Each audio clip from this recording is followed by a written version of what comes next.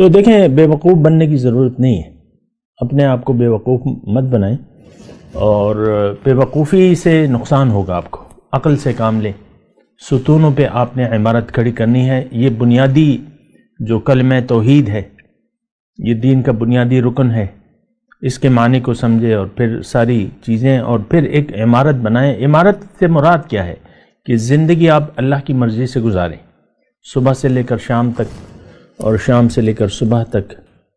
اعوذ باللہ من الشیطان الرجیم، بسم اللہ الرحمن الرحیم۔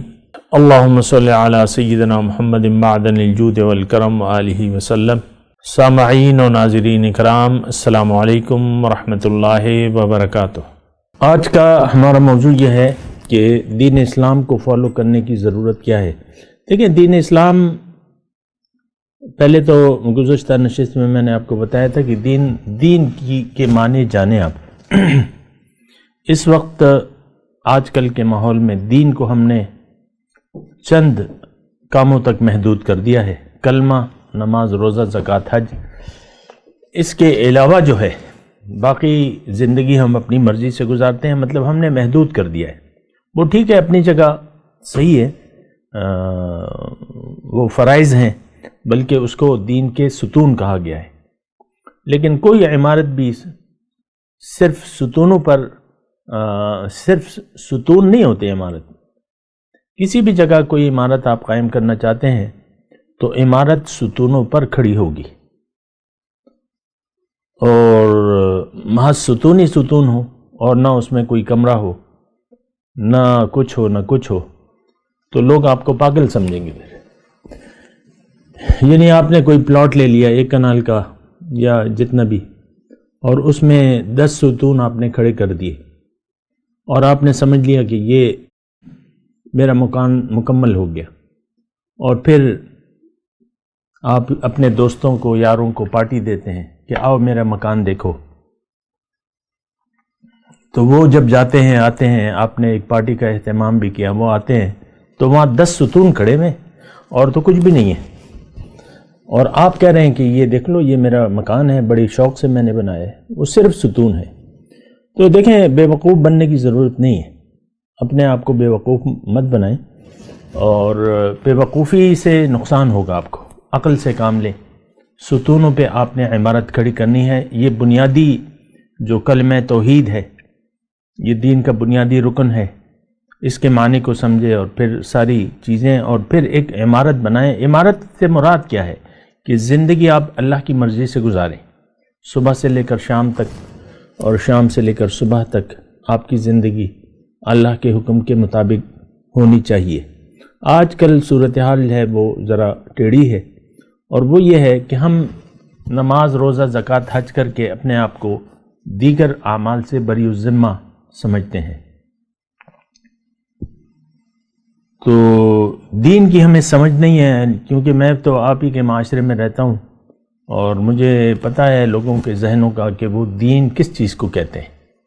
مثال کے طور پہ ایک مرد ہے، اس نے مٹھی پر داڑھی چھوڑ دی اور کپڑے پہن لیے شریعت کے مطابق، اور 5 وقت کا نمازی بن گیا، اور زکوٰۃ، حج، ہر سال حج پہ جا رہے ہیں اور زکوٰۃ بھی دے رہے ہیں، اور پھر وہ یہ سمجھتا ہے کہ میں نے مکمل دین کو اپنا لیا ہے۔ یہ بہت بڑی بے وقوفی ہے۔ کلمہ، ہمارے دین کی بنیاد جو ہے وہ کلمہ توحید ہے، اور کلمہ توحید کا مطلب یہ ہے کہ آپ اللہ کو الہ واحد عملی طور پہ تسلیم کر لیں، لا الہ الا اللہ۔ اگر آپ اللہ کو الہ واحد کے طور پہ تسلیم نہیں کرتے تو آپ سمجھے نہیں ہیں دین پہ۔ یہ بات نوٹ کر لیں، دین کو سمجھیں کہ دین ہے کیا۔ اس وقت ہماری جو صورتحال ہے وہ بہت ہی پریشان کن ہے، اور اللہ تعالی ہمیں ایک آیت قرآن پاک کی میں آپ کو سناتا ہوں کہ فَأَمَّا مَن طَغَىٰ وَآثَرَ الْحَيَاةَ الدُّنْيَا فَإِنَّ الْجَحِيمَ هِيَ الْمَأْوَىٰ۔ جس نے سرکشی کا راستہ اختیار کیا اور دنیا کی زندگی کو ترجیح دے دی تو اس کا ٹھکانہ جہنم ہے۔ یہ قرآن کی آیت ہے، لفظی ترجمہ آپ کو یعنی اس میں کوئی زیادہ مشکل نہیں ہے سمجھ۔ سرکش، جس نے سرکشی کا راستہ اختیار کیا، یعنی اللہ کے حکم احکامات کو اس نے چھوٹا سمجھا، اس پر عمل کرنا مناسب نہ سمجھا، من چاہی زندگی گزارنی شروع کر دی اور دنیا کی زندگی کو ترجیح دے دی۔ آج جو عام معاشرہ ہے، معاشرے کی ریت ہے، آپ عام طور پہ دیکھ لیں، جو مالدار طبقہ ہے یا جو غریب طبقہ ہے یا جو میڈیم ہے، سب کے سب لوگ سرکشی کے راستے پر چل رہے ہیں۔ دین کو ہم سمجھتے ہی نہیں ہیں، بلکہ دین کو، آپ کو میں نے کہا، بار بار کہہ رہا ہوں کہ ہم نے دین کو محدود کر لیا ہے چند کاموں تک۔ باقی زندگی تو اصل جو ہمارا مسئلہ ہے وہ کیا ہے؟ وَآثَرَ الْحَيَاةَ الدُّنْيَا، کہ دنیا کی زندگی کو ہم نے ترجیح دے دی ہے، دنیا کی زندگی کے دھوکے میں آ گئے ہیں، دنیا کی زندگی کو اصل سمجھ لیا ہے، اس کی کامیابی کو اپنی کامیابی ہم سمجھتے ہیں، اس کی ناکامی کو ہم اپنی ناکامی سمجھتے ہیں، اور ہماری ساری توجہ 100% اس وقت ظاہر کی طرف ہے۔ ظاہر ہی ہمارا اوڑھنا بچھونا ہے، ظاہر ہی ہماری ذہن میں ہے۔ کوئی تصور نہ جنت کا، نہ دوزخ کا، نہ خوف آخرت کا، نہ تقوی کا، نہ اللہ کی رضا کا، یہ کوئی تصور ہمارے ذہن میں نہیں ہے۔ تو ایک بہت بڑا جو دھوکہ ہے اس کا ہم شکار ہو چکے ہیں۔ یہ دھوکہ جو ہے، دھوکہ ہوتا ہے، اللہ تعالیٰ نے ہمیں اس سے خبردار کیا ہے کہ اللہ تعالیٰ نے آیت فرمائی ہے قرآن میں کہ یا ایھا الناس ان وعد اللہ حق فلا تغرنکم الحیاۃ الدنیا ولا یغرنکم باللہ الغرور، کہ اللہ کا وعدہ سچا ہے تو ایسا نہ ہو کہ دنیا کی زندگی تمہیں دھوکے میں ڈال دے اور وہ دھوکہ دینے والا جو ہے اس کے تم دھوکے میں آ جاؤ۔ تو اس وقت تو صورتحال یہ ہے کہ ہم دنیا کی زندگی کے دھوکے میں آ گئے ہیں، دنیا ہی ہمارا مقصود، دنیا ہی ہمیں محبوب اور دنیا ہی ہمارا مطلوب ہے۔ اب اس صورتحال میں دین کو اختیار کرنا ہمارے لیے فضول ہے۔ یعنی مجھے یہ جملہ کہنے دیں، ٹوٹلی دین پر عمل کرنا ہم فضول سمجھتے ہیں۔ بھئی کچھ زمانے کو دیکھنا چاہیے، کچھ لوگوں کو دیکھنا چاہیے، لوگ کہاں جا رہے ہیں، تم کہاں جا رہے ہو، لوگ کیا کر رہے ہیں، تم کیا کر رہی ہو، یہ اس طریقے سے پھر لوگ باتیں بناتے ہیں، جیسے یعنی لوگ رہتے ہیں تم بھی رہو۔ تو لوگوں کی اکثریت جو ہے یہ تو باطل کا اتباع کرنے والی ہے قرآن کے مطابق۔ وَمَا يَتَّبِعُ أَكْثَرُهُمْ إِلَّا الظَّنَّ، ان میں سے اکثر دنیا میں جو رہنے والے لوگ ہیں وہ ایک گمان، حقیقت کی بجائے ایک گمان کے مطابق زندگی گزار رہے ہیں۔ اور گمان ہمارا جو ہے، اللہ تعالیٰ نے فرمایا ہے وَإِنَّ الظَّنَّ لَا يُغْنِي مِنَ الْحَقِّ شَيْئًا، گمان آپ کو حقیقت سے بے نیاز نہیں کر سکتا۔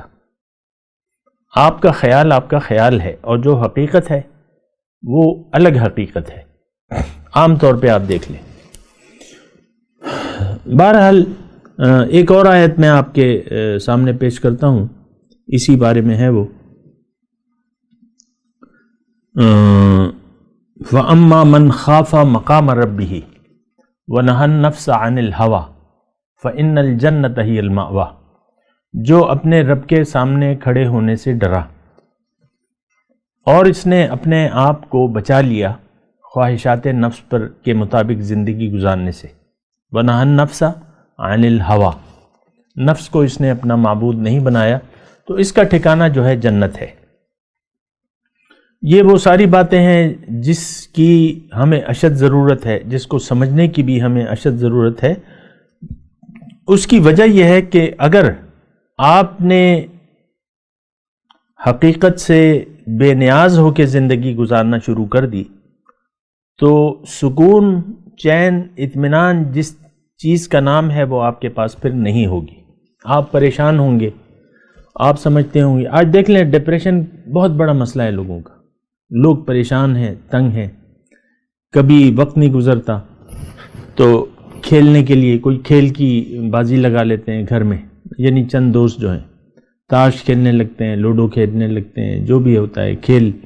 یہ جو کھیل کا کتنا رواج ہے ہمارے یہاں، یعنی 22 لڑکے میدان میں ہوں گے اور 2-4 لاکھ لوگ جو ہیں، یعنی کسی میچ کرکٹ میچ کا فائنل ہو رہا ہے، 2-4 لاکھ لوگ جو ہیں اس کو اسٹیڈیم میں دیکھنے کے لیے پیسے وقت خرچ کر کے آئیں گے اور اپنے وقت کو ضائع کریں گے.